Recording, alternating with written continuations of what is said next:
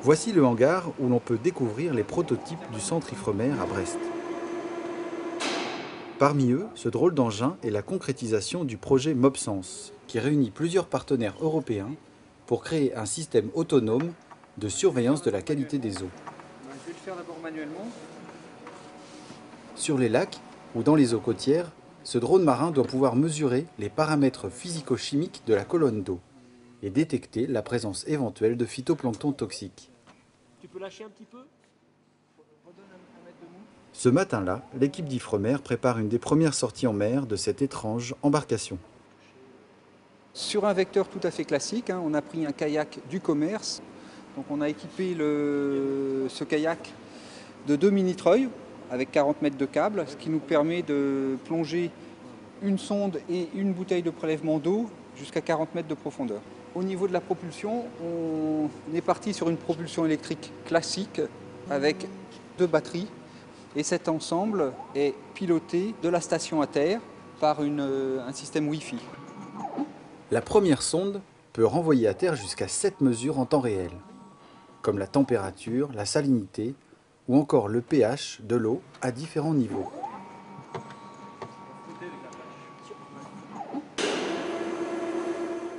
La seconde fonction principale du drone est de prélever des échantillons. On va simuler un prélèvement d'eau, c'est-à-dire que l'on va descendre la bouteille de prélèvement et on va déclencher à l'aide d'un messager ce prélèvement d'eau. Ok. Et ça va marcher? Et ça devrait marcher. Donc il faut imaginer l'opération en pleine eau. La bouteille de prélèvement peut descendre jusqu'à 40 mètres.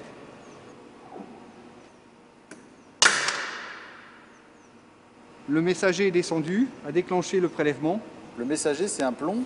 C'est une masse que l'on largue une fois que la bouteille est arrivée à la bonne profondeur et qui ferme la bouteille.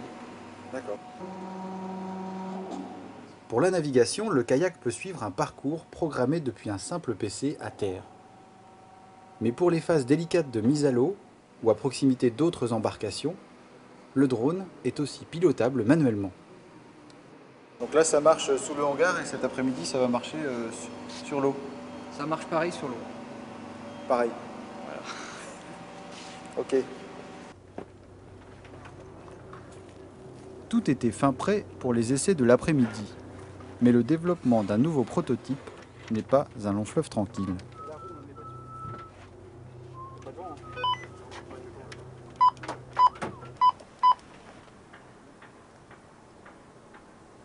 Sur on. Tenez bien le kayak que je mets à fond en avant et à fond en arrière. Bien reçu. Il marche pas. Est-ce que vous pouvez refaire un on-off sur la propulsion, s'il vous plaît? Refait.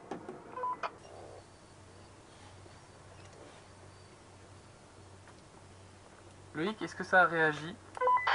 Il a tourné d'un quart de tour et il a refait un bip bip bip. Allez, on en refait un autre. Ok, tu peux mettre sur on, Loïc. Est-ce que tu peux répéter? Ils nous entendent pas. Mets sur on!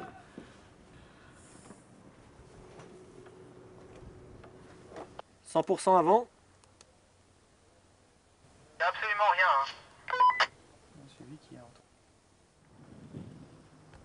On éteint, rallume et si ça refait, bah, je pense que c'est le moteur quoi.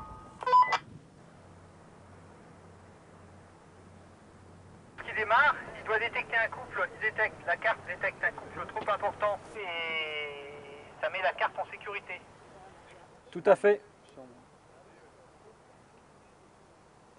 J'espère qu'il n'y a pas un défaut sur le moteur du propulseur, qu'il n'a pas pris l'eau. Bon Loïc, qu'est-ce qui s'est passé? On n'a pas réussi à faire avancer le kayak. Mais bon, c'est un petit aléa technique. Il faut en tirer un certain nombre de conséquences. Notamment, il faut rechercher l'origine de la panne. On a déjà quelques pistes.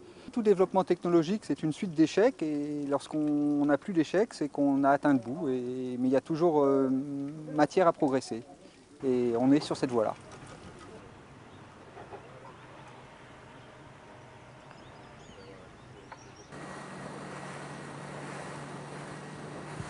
Quelques jours plus tard, la panne réparée, je retrouvais Loïc, Sébastien et Patrick avec un moral regonflé pour des essais, cette fois concluants. Oui, alors on a sur le pont une sécurité, ça s'est oxydé et lorsqu'on mettait sous tension notre système, on n'avait plus rien. Et maintenant on a chanté tout ça et ça marche parfaitement.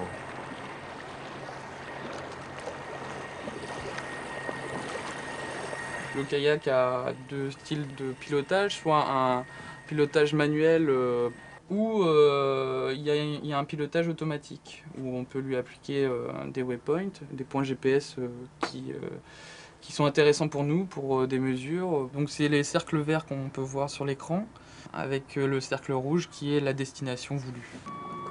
D'accord, donc là Loïc, en fait, c'est ce qui doit se passer en mer quand le kayak est arrivé sur zone, quoi. Lorsque le kayak est arrivé sur son waypoint, il effectue cette mesure de prélèvement d'eau avec déclenchement automatique et remontée automatique.